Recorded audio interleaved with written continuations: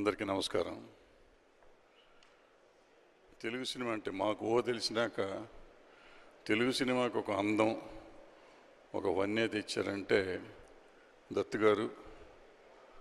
సినిమాకి గ్లామర్ తెచ్చారంటే ఒక ఎన్టీ రామారావు గారితో పాటలు పాడించి ఆ రోజుల్లో విచిత్రంగా చేశాడు. ఎవరి పిచ్చోడు అనుకున్నాం. అప్పుడు సినిమా రిలీజ్ అయినాక మమ్మల్ని పిచ్చోళ్ళని చేశాడు. ఆ తర్వాత రాఘవేంద్రరావు గారు మాస్టర్ క్రాఫ్ట్స్మెన్. తెలుగు సినిమాకి కాదు, భారత సినిమాకే ఒక రకమైన కొత్త ఒరవడి సృష్టించాడు. వీళ్ళిద్దరూ కలిసి ఎన్ని సినిమాలు చేశారో దిక్కుమొక్కు లేదు. వీళ్ళిద్దరూ కలిసి అద్భుతాలు చేశారు. అలాగే మనకి ఎక్విప్మెంట్లో అద్భుతమైన కొత్త ఎక్విప్మెంట్లు కానీ సినిమా ఇండస్ట్రీ తెలుగు ఎప్పుడు చిన్న సెక్టర్, అంటే భారతదేశంలో తెలుగు రీజనల్ లాంగ్వేజ్ కాబట్టి చాలా దూరంగా ఉండేది. అటువంటిది ఏసీఎస్ వచ్చి ఎక్విప్మెంట్లో రెవల్యూషన్ తీసుకొచ్చింది. దాంట్లో భాగస్వామి అయిన మా కిరణ్ దీనికి ప్రొడ్యూసర్ అయ్యి, దత్ గారు అయ్యి, సరే మా కృష్ణ గారు పద్మాలయ సంస్థల గురించి మీకు అందరికీ చెప్పక్కర్లేదు. మా బంగారి కూడా కలిసి, వీళ్ళు ముగ్గురు కలిసి మా జయకృష్ణని పరిచయం చేస్తూ, అట్లాగే తడాని దడదళ్ళాడిస్తూ ఉంటుంది ఆ పిల్ల. వీళ్ళు అద్భుతంగా తీశారు.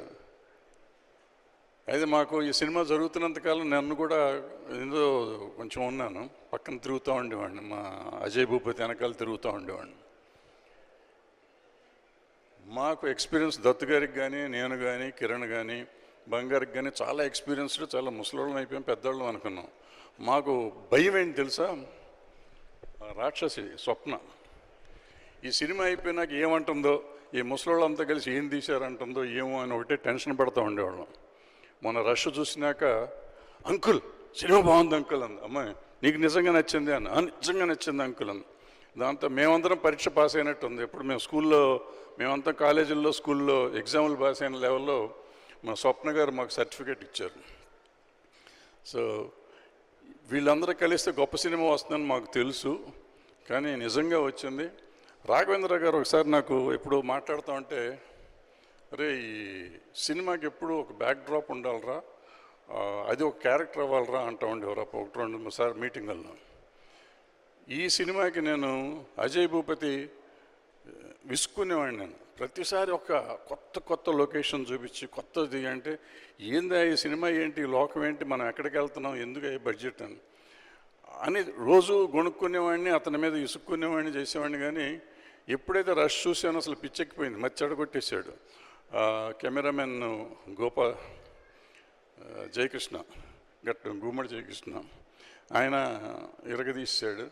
సో ఎక్కడికక్కడ ఈ సినిమాని మనం ఎంత అనుకున్నామో అంతకంటే ఎక్కువ బాగా ఇచ్చారు. క్యారెక్టర్ ఆర్టిస్టులు అందరూ అద్భుతంగా చేశారు. మా జయకృష్ణ వచ్చినప్పుడు బాగా సిగ్గుపడతా ఉండాడు. ఏమయ్యా కొంచెం ఓపెన్ అప్ అవ్వయ్యా అంటే ఎట్లా చేస్తారనేవాడు. కొంచెం గుణుగాడు, నా మీద తిట్టాడు కూడా, తిట్టుకున్నాడేమో కూడా నాకు తెలియదు. సినిమా ఒక 2 షెడ్యూల్ అయిపోయినాక అసలు ఆయన విశ్వరూపం చూపించాడు కృష్ణ గారి లాగానే. సో ఈ సినిమా డెఫినెట్గా అందరినీ అలరిస్తుంది, అలరించాలి.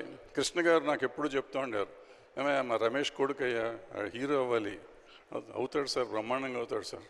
ఏమో నేను చూస్తానో చూడను అనుకుంటా, నేను చూడకుండానే వెళ్ళిపోయారు.